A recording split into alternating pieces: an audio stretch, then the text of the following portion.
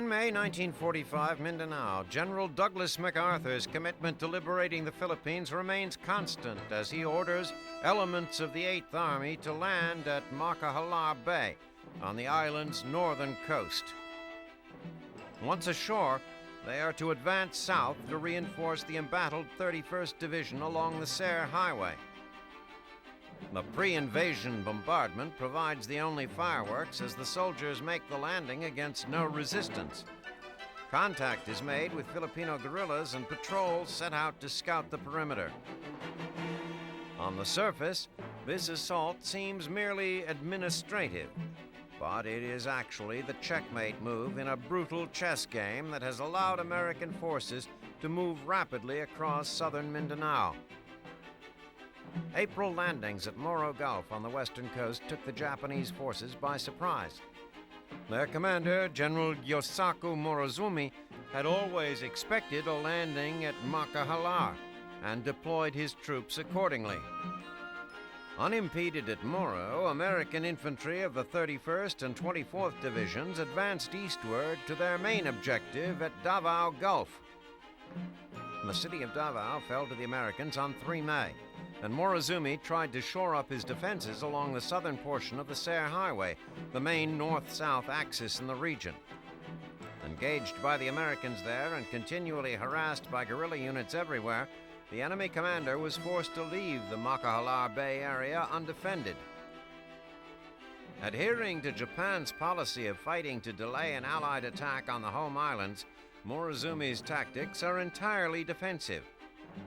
The addition of more 8th Army troops to the Serre line promises to spoil even this desperate hope.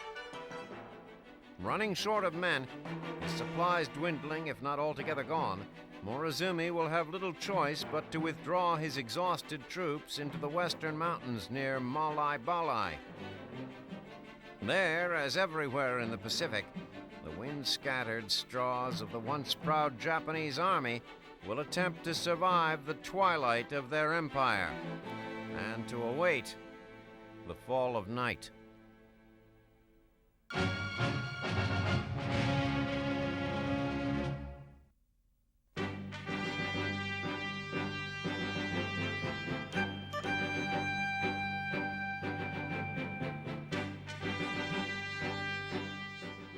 May 1945, Berlin. Victory spreads her wings and lifts the spirits of a shell-shocked continent. Since Nazism first spread like a black stain across Europe, there has been little for its victims to celebrate. Now, amid the ruins of their former lives, the benighted masses manage to raise their heads and dream of a future without tyranny. VE Day, Victory in Europe Day, has finally arrived. An anxious world catches its breath as Harry Truman, Winston Churchill, and Charles de Gaulle broadcast news of the German surrender. Although the Pacific War still rages, everything has changed. Europe will not only have to be rebuilt, but reimagined as well. 40 million ghosts haunt its nations, the grim price tag for a long, brutal war. Many were killed through the cold calculation of the Holocaust, worked to exhaustion, then murdered for their pains. Others died in their very beds as the hellstorm of bombs wreaked random devastation. Trapped between the Axis and Allied juggernauts for over 5 years, the citizens of Europe now know all too well the costs of total war.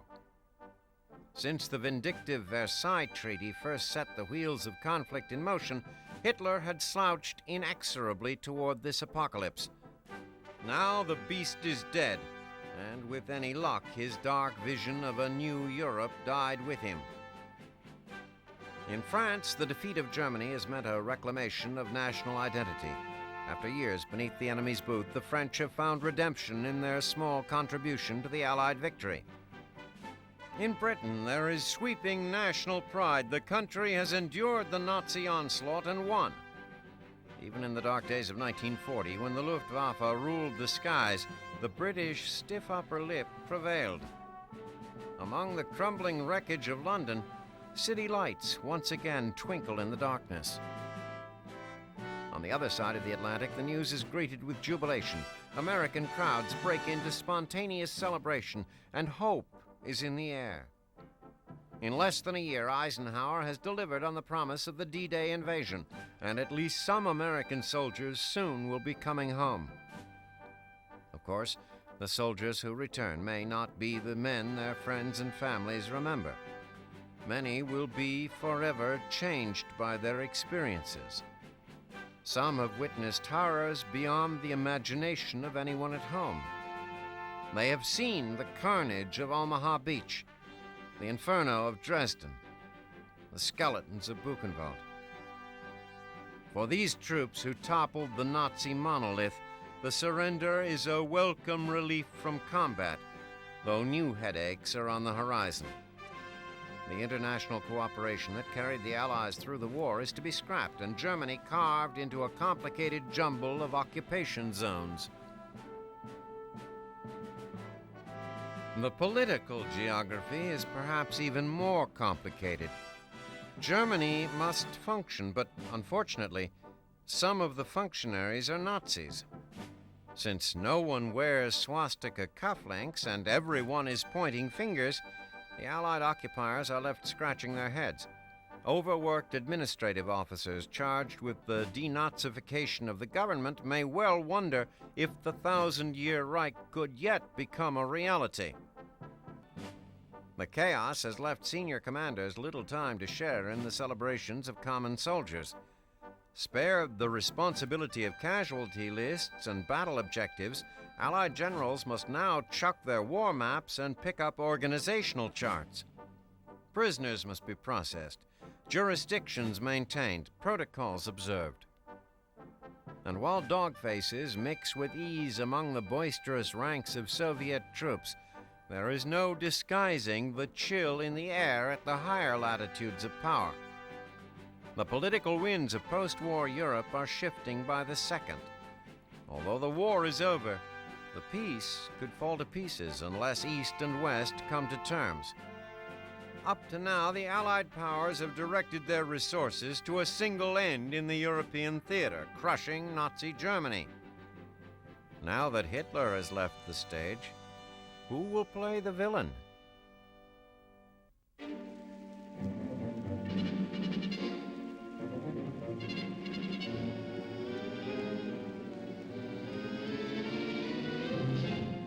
May 1945, Okinawa. A disturbing sense of déjà vu hangs over the Allied forces advancing on the Shuri Line. Although the Americans have added another division to the front, and the Japanese troops opposing them are fewer in number, the obstacles ahead are nearly indistinguishable from those they faced a month ago. The 96th Division again storms a steep hill against a steady hail of counterfire from all sides. Only the name of the hill has changed. 3 weeks ago, the Deadeyes were struggling with Kakazu Ridge. Now they contend with the accurately, if unimaginatively named, Conical Hill. The 500-foot-tall anchor of the Shuri Line's eastern perimeter, Conical Hill is a critical objective for Ground Commander General Simon Buckner. Buckner is under pressure from the Pacific Brass to accelerate the pace of the Okinawa campaign and free up Task Force 58 for other duties. Admiral Chester Nimitz, head of operations in the Pacific Theater, wants his boats closer to Hirohito and farther from Imperial suicide jockeys. Allied success is contingent on a breakthrough by either the 96th or the 6th Marines to their west. A breakthrough by either side will lay open the Yaha-Shuri Road, which lies less than a mile behind the Shuri Line. Once captured, this road will afford the Americans a golden opportunity to surround General Mitsuru and his troops. Against Conical Hill, the 96th makes liberal use of its familiar answer to the dug-in Japanese defense: mortars, flamethrowers, and satchel charges.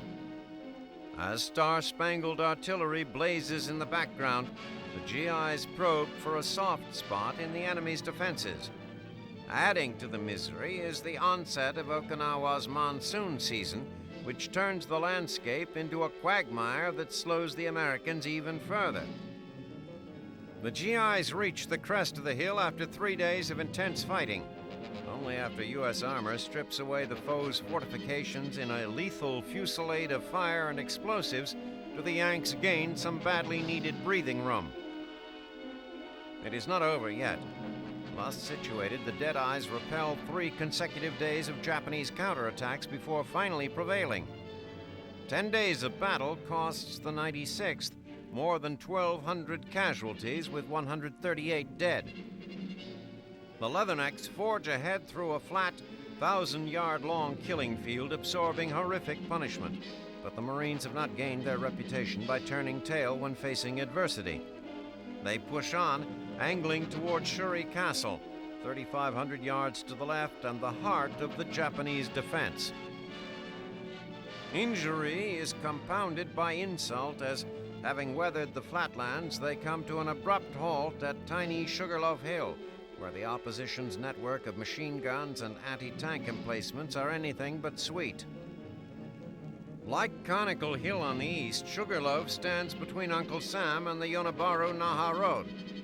Breaking the barrier is a job for the Sherman tanks escorting the Marines, but heavy rains coupled with potent Japanese anti-tank resources delay the job for a full week.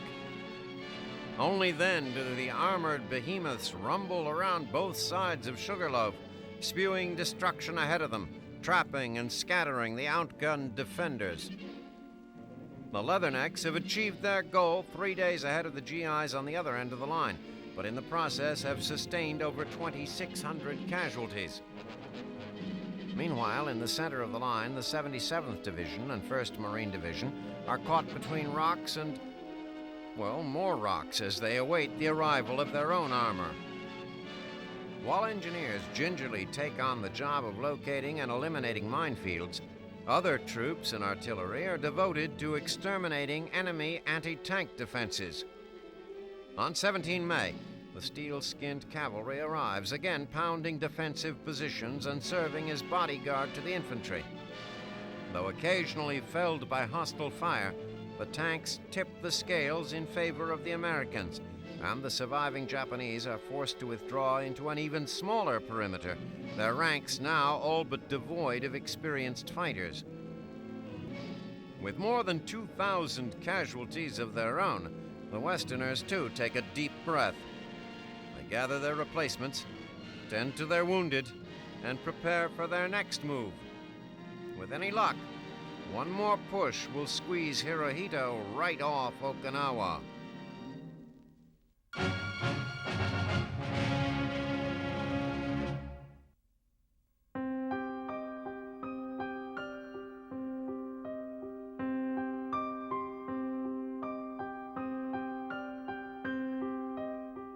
Amidst a global Armageddon of fire and steel, each person who approached the gates of Auschwitz was a single, fleeting spark of history.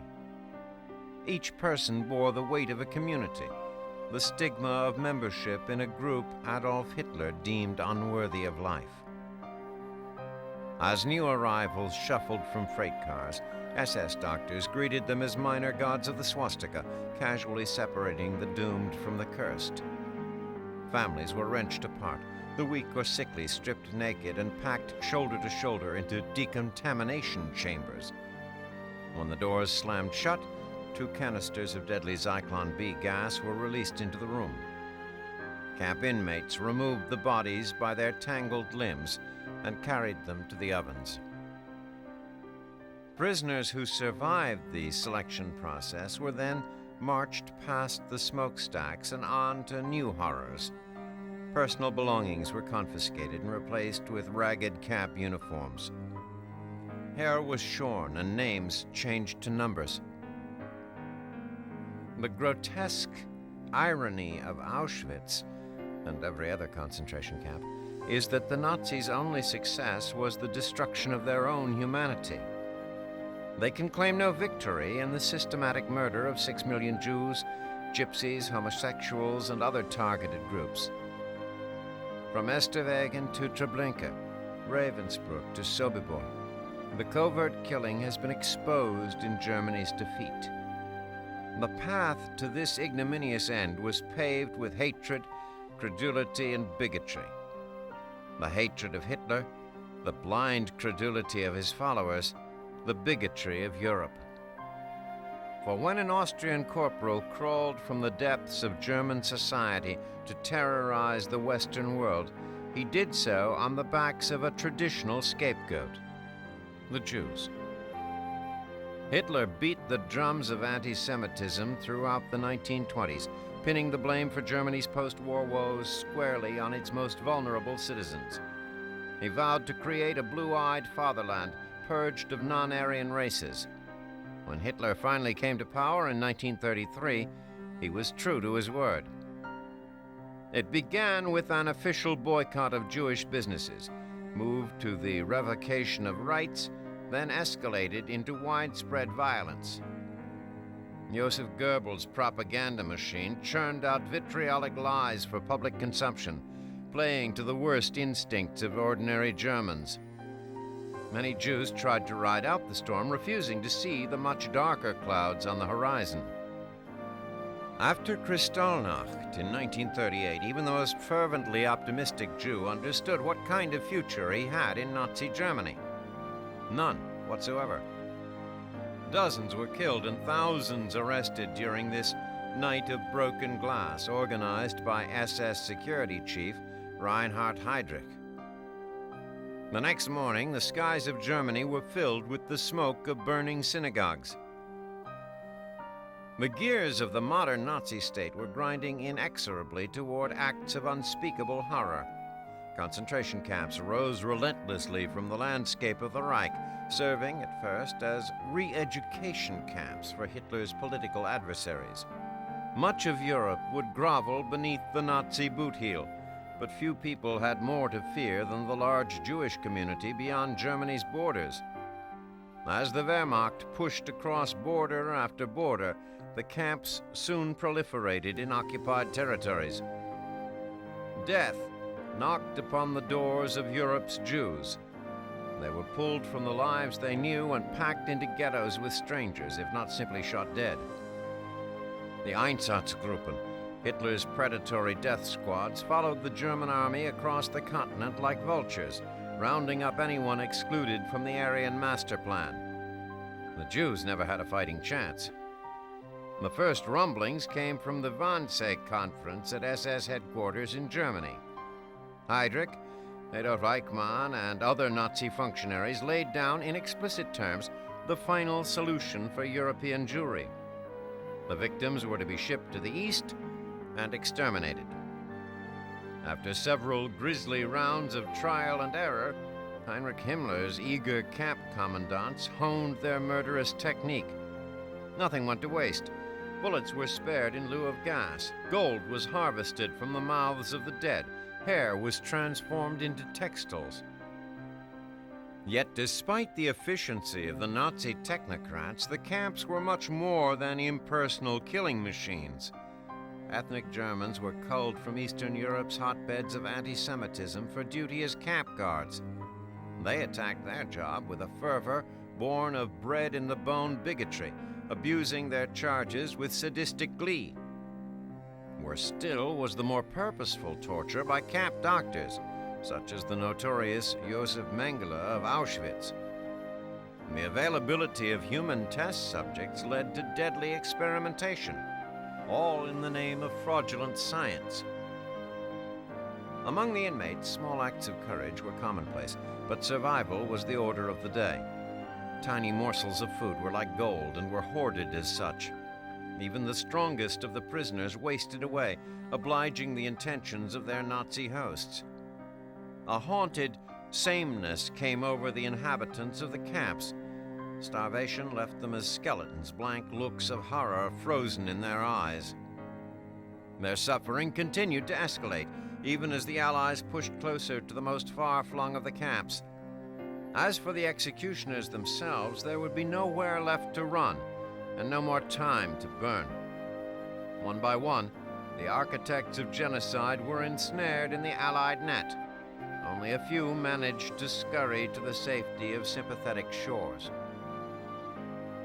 For the inmates of the liberated camps, there is no such resolution. The long night of the Holocaust drapes over its victims like a curse.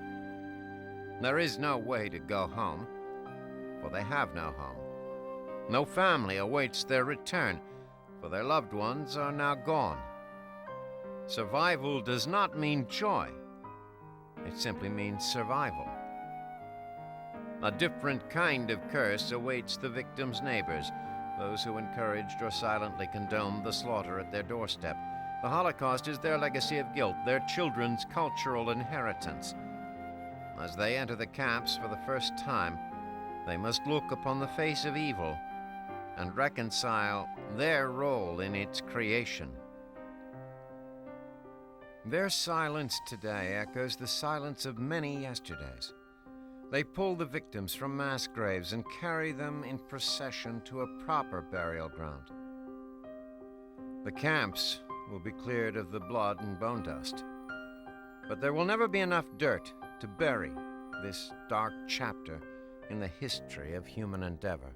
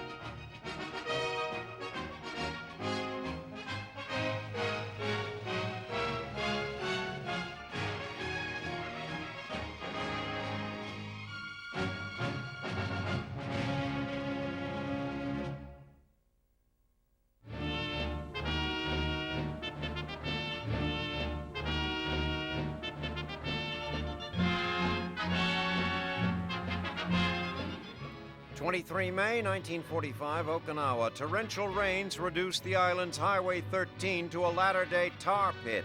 Boiling Yankee armor attempting to cut off the southward retreat of the Japanese. American infantry units advanced carefully across the Shuri line, finally broken after weeks of relentless pounding by thousands of Marines and GIs. Allied commanders had hoped to intercept the retreating Imperial forces in a pincers movement along a road spanning southern Okinawa, behind the Japanese command post at Shuri Castle. Unfortunately, the weather has dealt enemy commander General Mitsuru Ushijima a handful of aces.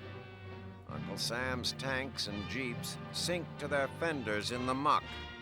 Cases of supplies and ammo are lugged to the front lines on foot. Without their steel escorts for protection, the 7th Division pushes warily down Highway 13 as far as Yonabaru, but must then wait for its supply line to catch up. A similar scenario is played out on the west side, where the 6th Marine Division sweeps through lightly defended Naha, but cannot execute the left turn toward Shuri. However, General Simon Buckner still believes that his ground forces can catch Ushijima. On 26 May, the retreating enemy column is on the move well south of Shuri, headed for their last remaining defensive perimeter in the Kiyamu Peninsula, just north of the sea and inevitable oblivion. Now Buckner draws a trump card as rainy skies clear just long enough for aerial reconnaissance to spot their quarry. Exposed and vulnerable on the roadways, nearly a third of the remaining enemy, 15,000 soldiers, fall victim to U.S. shells. The action makes for a spectacular send-off for the Naval Command offshore. Vice Admiral Kelly Turner, commander of the combined Okinawa forces, and Task Force 58 mentor Admiral Raymond Spruance get a well-earned ticket back to headquarters before moving on to the planning of the Allied invasion of Hirohito's backyard. In their place, Vice Admiral Harry Hill is told to cash the check that Turner has written. Admiral William Bull Halsey takes the reins of the invasion fleet renamed Task Force 38. Halsey never went down in anyone's book as a shrinking violet, and upon assuming command, he immediately turns his attention to the continuing nuisance of kamikaze attacks. He dispatches a task group to Kyushu, the makeshift home of the Emperor's Suicide Corps, and pummels the airfield as if to drive the rising sun back into the horizon. Halsey has less luck with Mother Nature. A typhoon, a familiar nemesis to the Admiral, strikes the fleet on 5 June. Tossed like toys in a bathtub, Halsey's boats narrowly avert disaster when his plan to sail around the storm goes awry. One ship is incapacitated, the cruiser USS Pittsburgh, whose bow is torn away in the confusion. Its recovery prompts a moment of levity from a Navy fleet tug. Have sighted the suburb of the Pittsburgh and taken it in tow. Meanwhile, the anxiously awaited end to the impromptu monsoon on Okinawa comes on 28 May. 4 days later, Allied ground units are again ready to push south. First to reach Shuri Castle on 29 May is the 1st Marine Division. Poised for a full-scale assault on the Imperial Army headquarters, the Leathernecks are amazed and relieved to discover the castle all but abandoned. It is an easy victory in a setting where easy victories have been few and far between. The event is a mixed blessing for Buckner. Though elated at the ease with which the castle has fallen, he knows that in this grand-scale game of tag, his troops are still it. They must pursue their adversary onto Okinawa's southern tip, hopefully before Ushijima can set up a new defensive line. Meanwhile, the Marine 6th Division turns its attention to the airfield adjacent to Naha, where a residual force of enemy troops remains entrenched. The Naha Airfield and harbor are defended by a 4,000-man naval unit that has ignored the withdrawal order and elected to stand its ground.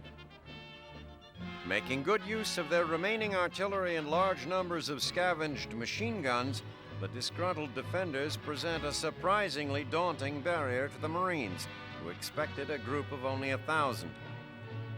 Marine General Roy Geiger decides to bypass the minefields and gun batteries blocking the land route to the airport, and orders an amphibious landing to the rear of the Japanese. On 4 June, the 72 Amtraks still available to the Americans land on the tiny peninsula containing the Naha Airport. The element of surprise gives Geiger's force an opportunity to claim 1,500 yards of territory and a large piece of the bombed-out airfield. The rest of the facility is taken in 9 days of tedious fighting, involving the now familiar U.S. arsenal of flamethrowers and satchel charges, visiting their own particular brand of fire and brimstone on enemy cave positions as they are found. All but 200 defenders become victims in the melee, with the Americans taking 1,600 casualties.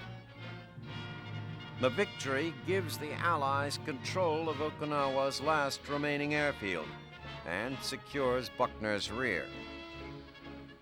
The rain and mud have prevented the Americans from intercepting Ushijima. To the Yankee commander's dismay, the final Japanese defensive perimeter emerges on a line of ridges only 2 miles from the ocean.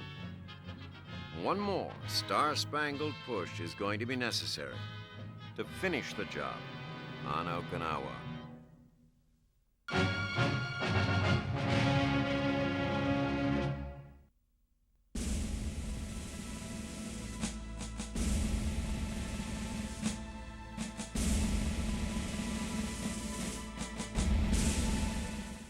23 May 1945, Flensburg, Germany. Now that the 1,000-year Reich has collapsed after a little more than 12 years, the Allies turn to the task of bringing the Nazi High Command to justice.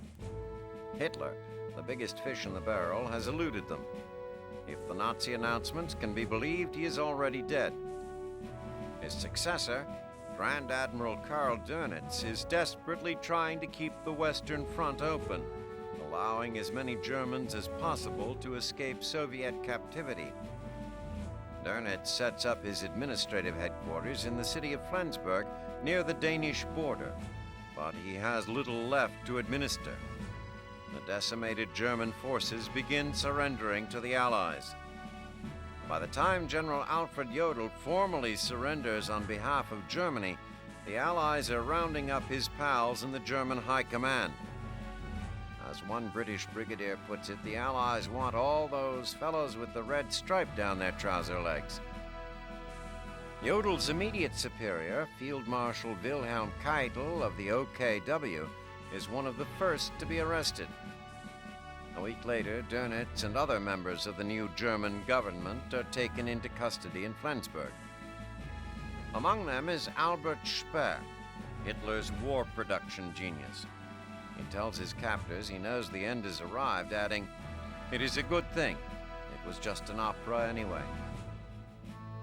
It takes British troops only 2 hours to round up 300 German officers, none of whom resist. Allied soldiers escort Jodl and Dönitz to a meeting where the top-ranking Nazis are told that the acting German government is dissolved. When he is arrested near the Austrian border, Hermann Goering is a slobbering, drug-addled caricature of the Aryan Superman he has been prancing around Europe pretending to be. He tries to convince his captors to arrange an audience with Eisenhower. Instead, he wins an unceremonious appointment with a detention cell. One top Nazi remains at large, Heinrich Himmler, the chief architect of the Holocaust. Dönitz had dismissed Himmler from the new German government prior to surrendering. He gambled, wrongly, that the move might win him favor with the Allies. Himmler, in civilian clothes and carrying fake identity papers, is detained for questioning by Allied sentries.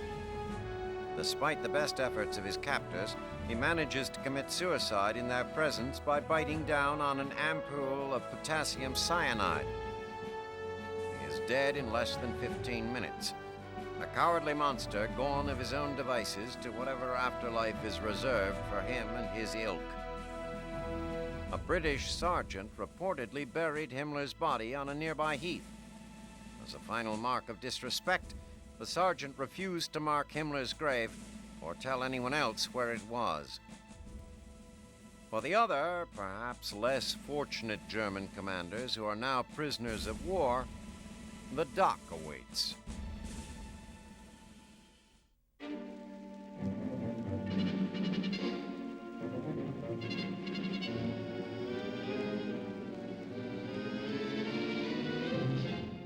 June 1945, the Philippines. After months of slow progress in the mountain strongholds of northern Luzon, General Walter Kruger's 6th Army seizes the town of Bambang. The Japanese forces in the region, known as the Shobu Group, must once again fall back and organize themselves around steadily shrinking territory. Bambang is the second anchor in a triangle of towns set up to guard the fertile Cagayan River Valley. Shobu's commander, General Tomoyuki Yamashita, designed the defense to protect sources of food for his army and also to hold airfields in the flat bottomland. Kruger's wrecking ball has smashed the southern base of the triangle from Bagayo east to Bambang, leaving only the teetering apex of Bantak to collapse atop the heap. Bagayo fell in late April with the help of organized guerrilla forces now controlling the northwestern coastal area of Luzon. Guerrillas have also made a shambles of Yamashita's supply lines, further tightening the noose around the enemy's necks. Nothing in these forbidding mountains comes easily to the Americans. Yamashita has proven to be one of Japan's shrewdest, least compromising generals in his fanatical willingness to fight to the death. The Imperial Army has consistently held the advantage in terrain and observation. The inland approaches to Shobu's territory are guarded on 3 sides by mountain ranges. The only accessible beachhead is near Apari in the north. Americans push ahead agonizingly up twisting mountain passes and trails that disappear into dense vegetation. The undergrowth is sown with enemy machine gunners who spring up from invisible pillboxes like targets in a shooting gallery. Mortar fire and hand grenades harry GIs as they press inexorably forward, snaking along hairpin curves and scrambling for cover.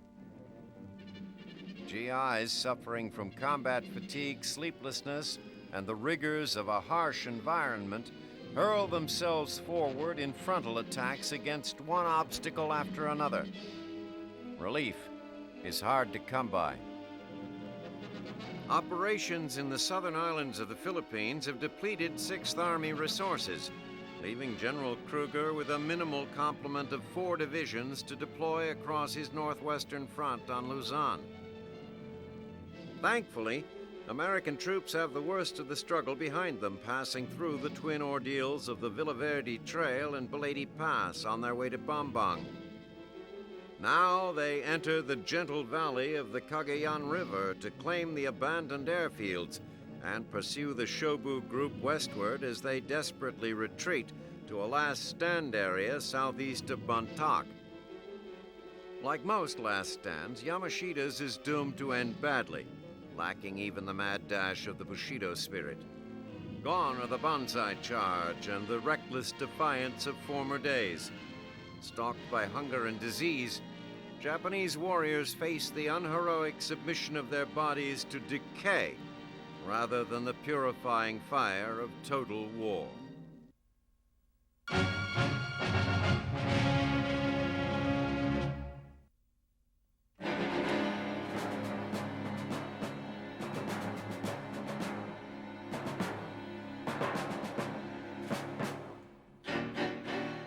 10 June 1945, Borneo. The oil fields on this fetid jungle island have been called the Ploesti of the Pacific by some in the Allied command. While this exaggerates the importance of Borneo to the war effort, don't tell that to the invading Australian 9th Division. Storming the northwestern coast at Moara Island, the Aussies clear a path to Brookton and gain a beachhead there against minimal resistance. The customary pre-invasion bombardment by a combined American-Australian flotilla and American B-24 and B-25 bombers gives the Emperor's garrison reason enough to withdraw and concentrate their efforts elsewhere. Major General George Wooten's troops, who earned the nickname Rats of Tobruk in a valiant defense of that North African outpost early in the war, quickly set up shop near Brunei Bay in preparation for a push inland. As the Aussies push up the coast, the Japanese put up only token resistance. The depleted Imperial contingent numbers only about 800 and is unlikely to prevent the Outback's finest from achieving its objective. However, as in numerous other hotspots in the Pacific Theater, these nearly forgotten sons of the rising sun have enough fight left in them to at least complicate matters. The defenses here resemble the obstacles American forces have faced throughout the Philippines. A littering of booby traps, landmines, and tunnel fortifications make the Aussie advance tedious. When the Japanese do strike, they take advantage of the dense jungle cover, shooting from ambush positions among the heavy growth of rubber and palm trees. The kangaroo soldiers respond with deadly force, clearing positions with artillery fire and close-quarters patrol actions. Their way is often opened by air support. The South China Sea is nearly devoid of Imperial Navy vessels, and northeastern Borneo is well out of kamikaze range. The Japanese airfield at Tarakan was the first parcel of Borneo reclaimed by the Allies in an advance action on 6 May. And the embattled samurai miss it terribly. American P-38s and Royal Australian Air Force Kitty Hawks strafe advanced targets with impunity. Within days, Wooten's rats become river rats, making substantial progress by traveling the interior on barges and boats, bypassing land obstacles and avoiding many natural hazards. There are actually two enemies on Borneo: the undermanned and unsupplied human foe, and the well-fortified resistance of the island's diseases and hostile wildlife. Although the Aussies are well accustomed to the excesses of dingoes, crocodiles, and poisonous snakes, the giant apes, winged lizards, and the occasional jungle cat present in this exotic wilderness are another story altogether. Apart from the occasional firefight, however, movement is steady in both directions along the coast. By 29 June, Beaufort and Miri are both in Allied hands, and Papar follows 2 weeks later. Village by village, the Aussies go waltzing Matilda through the countryside to the enthusiastic welcome of the locals who have endured much grief at Japanese hands. Most of the enemy goes down fighting, except for those few soldiers whose devotion to the Bushido Code fails them. They surrender or flee inland through the jungle, perhaps becoming prey for pythons or rhinos. The Anglos race to reach the oil wells before the Japanese can sabotage them. To its relief, the AIF wins frequently. Its failures, however, are marked by the columns of black smoke that rise above the trees. The smell of burning crude oil pervades the battlefield. It is a noxious stench the troops will remember for a lifetime. On 1st July, the checkmate move begins. Landing craft bearing the Australian 7th Division bear down on the Borneo coast at Balikpapan on the southeastern side. The going here is rougher than at Brunei Bay. 2 weeks of minesweeping have opened only a narrow corridor, and the shallow draft leading to the beach prevents the bombardment fleet of Dutch and American ships from closing to a comfortable distance. The enemy is here in greater numbers as well, over 5,000 strong, firing from pillboxes and hillside tunnels a few hundred yards from the beach. For this, the warriors of Oz take a page from the Americans' battle book, engaging their nemesis with Matilda tanks equipped with flamethrowers and eliminating gun emplacements with satchel charges and grenades. Major General E.J. Milford's men penetrate the first Japanese line within hours, swinging west to the hostile fortress at the hill the Australians refer to as Parramatta Ridge. Although the defenders are tenacious, their redoubt pales by comparison with those on Iwo Jima and Okinawa, and the 7th Division rolls through before tea time. The campaign proceeds in much the same fashion until 4 July, when the Japanese reassert themselves 6 miles northeast at Macaljar Airfield.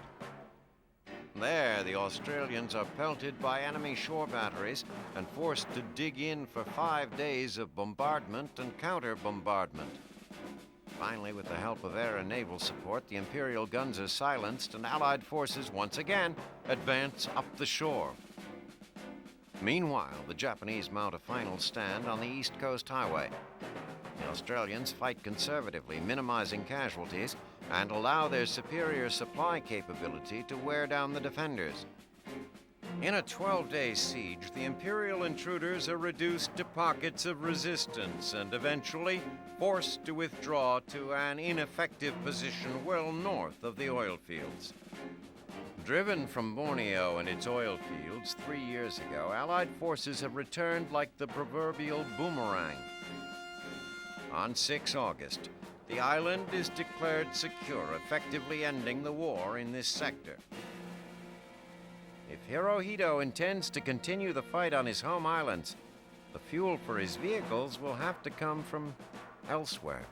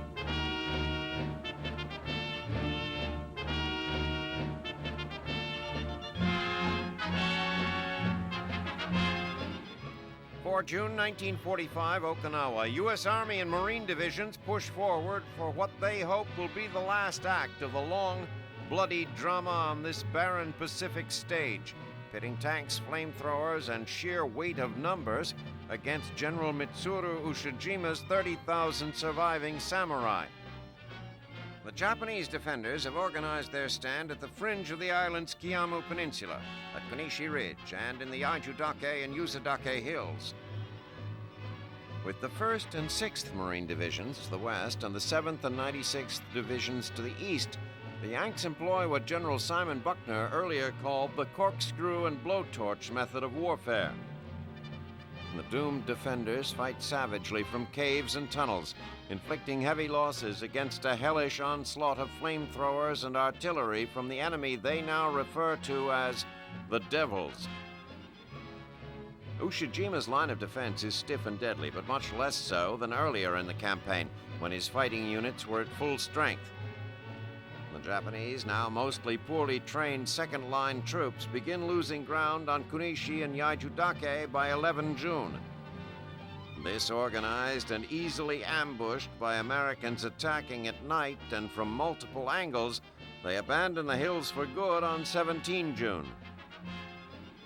A day later, Buckner watches as a newly arrived detachment of Marines from the 2nd Division takes its place on the southern tip of this island that has seen so much death and destruction. Buckner's observation is cut short by a barrage of 47mm shells from the remaining handful of Japanese artillery pieces. The general is struck in the chest, felling him instantly. Minutes later, Buckner becomes the highest-ranking officer killed in the war. Marine General Roy Geiger steps into Buckner's place as commander of the ground forces on Okinawa and directs the last drive on Ushijima's positions. The 7th Division forges toward the last enemy command post near Mabuni, as inevitable in its approach as the neighborhood bully at 3 o'clock. Still, just beyond the grasp of the Allies, Ushijima makes his final preparations. The end is at hand. The 1st and 6th Marine Divisions break through to the southern coast on 20 June, eliminating pockets of resistance by sealing cave entrances with explosives and overwhelming defensive positions with waves of armor. By day's end, all that remains of the Japanese in this sector is a single hill fortification upon which the Marines are free to expend the full fury of their attack. The 7th overruns Mabuni on the same day and lays siege to Hill 89, under which lies Ushijima's final headquarters. Bathed in 5,000 gallons of napalm, the scorched redoubt is soon stripped of resistance. If the Americans are devils, what they create in the waning hours of this conflict certainly passes for hell on earth. But the Japanese commander will not turn himself over willingly. The mouth of the cave leading to the command post is dynamited shut when the dog faces arrive, giving Ushijima a few more hours to himself. For the moment, the GIs must content themselves with processing civilian refugees and rounding up enemy stragglers. The only division not to reach the southern coast is the 96th. They engage a group of holdouts on the Macaljar Bay Ridge in the center of the peninsula, pounding the Midget Mountain with heavy armaments and explosives until the ragtag defenders cry "Uncle," as in Uncle Sam. Although much of the naval support fleet has set sail for base in preparation for the anticipated assault on the Japanese home islands, the residual force endures the last gasp kamikaze raids on 21 and 22 June. The 50-odd suicide pilots who evade U.S. radar pickets and fighter patrols inflict only limited damage on American boats during the strike. But the Gobs will be eternally grateful when it is their turn to leave this seaborne shooting gallery. The overall toll levied by the Emperor's air martyrs is a concern to the Navy brass. 38 ships, including 16 destroyers, rest on the ocean floor as a result of kamikaze strikes. Some 300-plus more vessels, from carriers to landing craft, have sustained damage since April Fool's Day. Almost 10,000 casualties bear grim witness to the persistence of the Imperial Air Force. More difficult to count is the number of seamen who will spend their lives awakening in a cold sweat at the sound of an airplane engine in the night. Meanwhile, Geiger orders the Stars and Stripes raised over his headquarters near the Naha Airfield and proclaims the battle won. He is 24 hours early in this assertion, as the 96th Division is still a day away from eliminating the last vestiges of enemy resistance on Maccabi Ridge. But there is no doubt that the Americans are firmly in charge here. Geiger gives way to General Joseph Stilwell, whose task is to put this hard-won prize to good use. Already, a 95,000-man construction force is busily transforming the island into a staging area for the next stop on the Allied Express, a whirlwind tour of the southern Japanese island of Kyushu. Victory here has come at a high price. U.S. ground forces count 52,000 casualties, half of them from battle fatigue and disease. 75,000 dead Japanese bear witness to the futility of their cause. Another 80,000 Okinawans have fallen victim to a simple case of being at the wrong place in the wrong war. The fight has been a longer, harder one than anyone imagined in those first easy days after the Okinawa landings. But the Allies have arrived in Hirohito's backyard, and they're getting ready to come into the house and stay for a spell.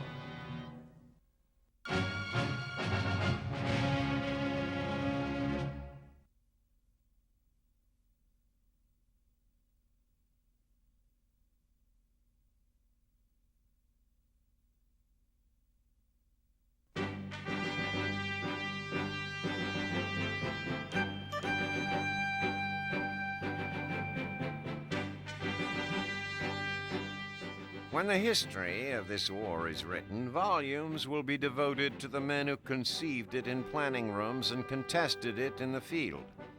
But will the story of the U.S. women who have served be told equally as well? Will history ever know the full measure of their contributions to the military machine that has secured victory in Europe and must do the same in the Pacific? Just a short time ago, most people in the United States considered it unthinkable for a woman to join the military. Evidently suffering from historical amnesia, they had forgotten that women have been in the Army and Navy Nurse Corps since the turn of the century, and that several thousand women saw temporary military service in the Great War. But one person didn't forget. Remembering their past contributions, Congresswoman Edith Nurse Rogers proposed readmitting women to the Army in early 1941. Her idea met with a great deal of skepticism from her fellow congressmen. How could a slip of a girl meet the rigors of military service? Would she be up to the discipline, the regimentation, the responsibility? Pearl Harbor made these questions moot. It didn't matter what Congress thought of women's ability to adjust to the military.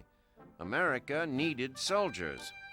It needed men at the front, not behind desks in the States. Women, Congress decided, could help America meet the enemy by doing the jobs they do best: typing, cooking, cleaning.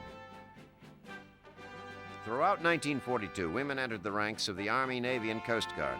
In early 1943, even the Marines began recruiting the fairer sex. As they went through boot camp, learned to march, to take orders, and give them, someone forgot to tell the 300,000 women who answered their country's call that they weren't supposed to be up to the task. Skeptics soon discovered that one woman, be she an Army WAC, Navy WAVE, Coast Guard SPAR, or Marine Reserve, could do far more than it was first thought she could do.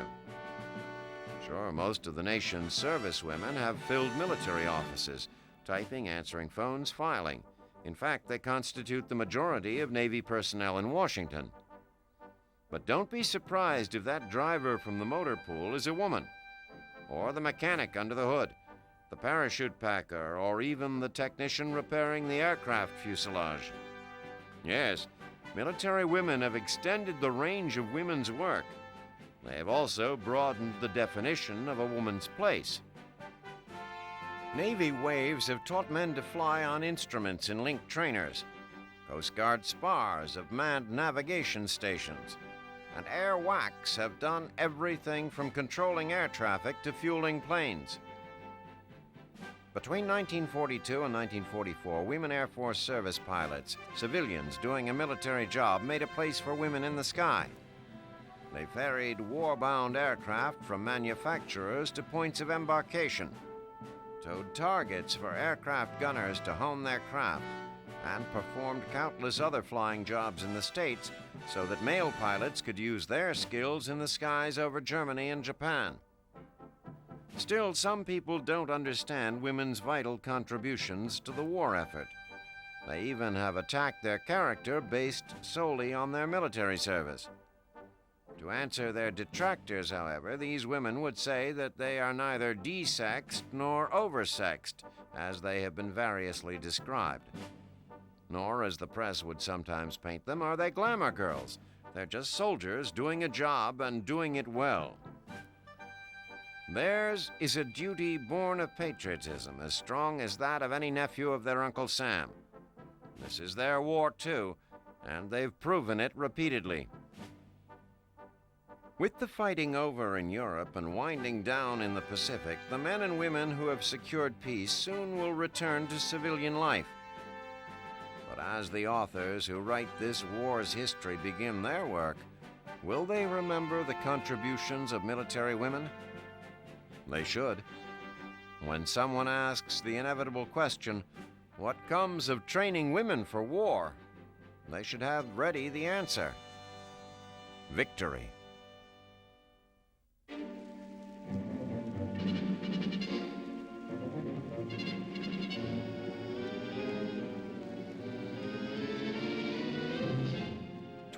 June 1945, the Philippines. Parachute infantry of the 11th Airborne land at Apari in northern Luzon, the final act in a drama worthy of the Bard himself.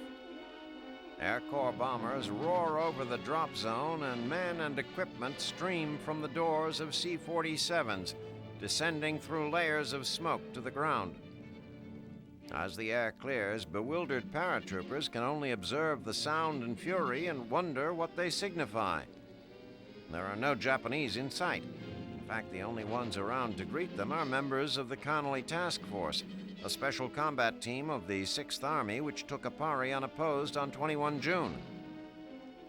Contrary to reports from 37th Division Scouts and Filipino intelligence, it seems 6th Army's commander, General Walter Kruger, clings to the belief that Japanese forces are retreating in disarray north to Apari, rather than south to the Asin Valley.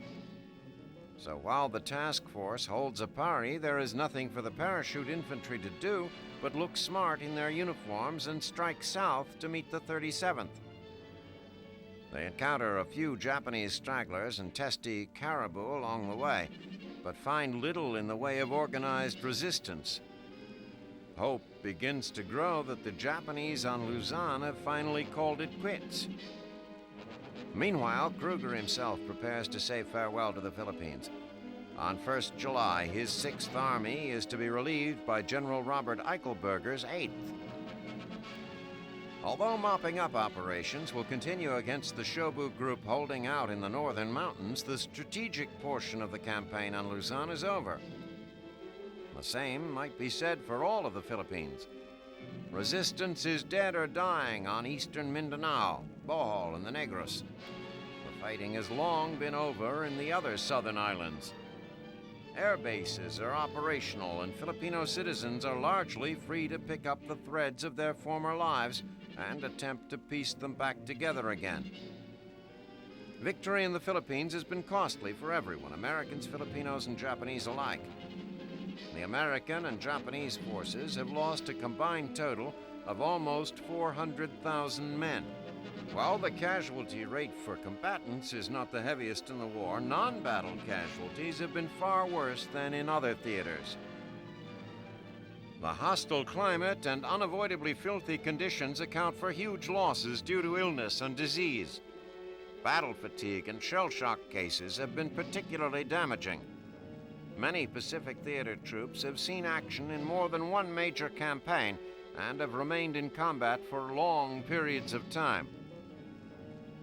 The end to the Pacific War War may now be in sight, but weary American troops realize that the invasion of Japan is likely to call on their last reserves of strength, commitment, and courage. Only when Hirohito's empire lies defeated will success in the Philippines acquire its final meaning.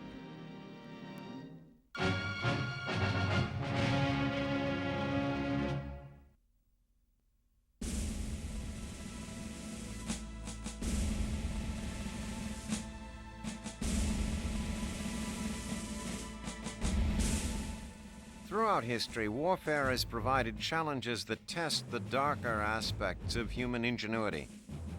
Engineers, scientists, and inventors may strive to improve our lives in peace, but the demands of conflict often encourage those same minds to frame new means of destruction and misery. Today's soldier must contend with a different kind of weapon, one that lies hidden, silent, and curiously remote from the land that wields it. Landmines lurk in the deceptive quiet of zones seemingly empty of enemy forces, but the unwary tread of a GI's foot can trigger a sudden eruption of hellish fire. Mine warfare on land has grown out of its infancy to an adulthood of complex and terrifying significance. During World War I, mines were laid beneath enemy fortifications by tunnelers and detonated from a distance. In the stagnant nightmare of trench warfare, the combination of barbed wire entanglements and machine guns proved all too efficient in confining the enemy.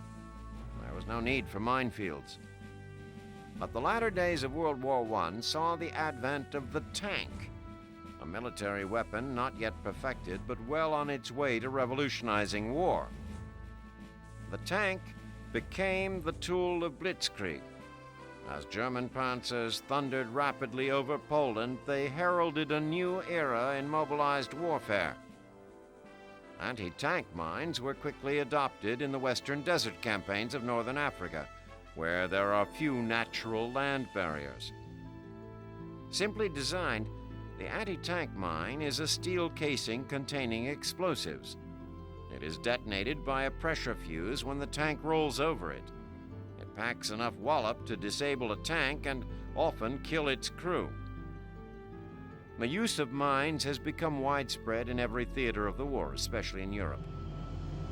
When the anti-tank mines proved too easy to detect, the development of anti-personnel mines became the brutal answer to the problem. Designed to maim rather than kill, their effect on morale is predictable. Whereas the dead are quickly disposed of, a wounded man requires immediate evacuation and treatment, resulting in a more substantial loss of time and manpower.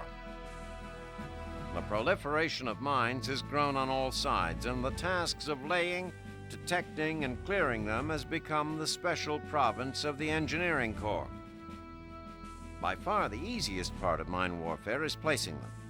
They may be sown in vast quantities across fields, such as those the Soviets prepared at Kursk.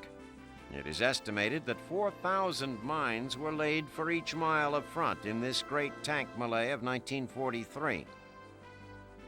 In the Pacific Theater, where jungles, swamps, and difficult terrain naturally hamper the movement of tanks, mine laying is concentrated on the few passable roads and bridges.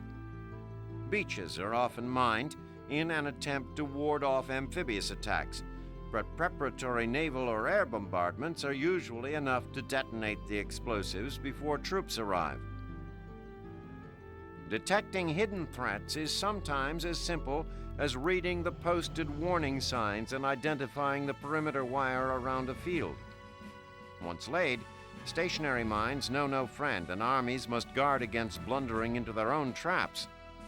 However, when it becomes clear that ground, once lost, will probably not be recovered, unmarked mines are often left behind to slow and harass the enemy's advance.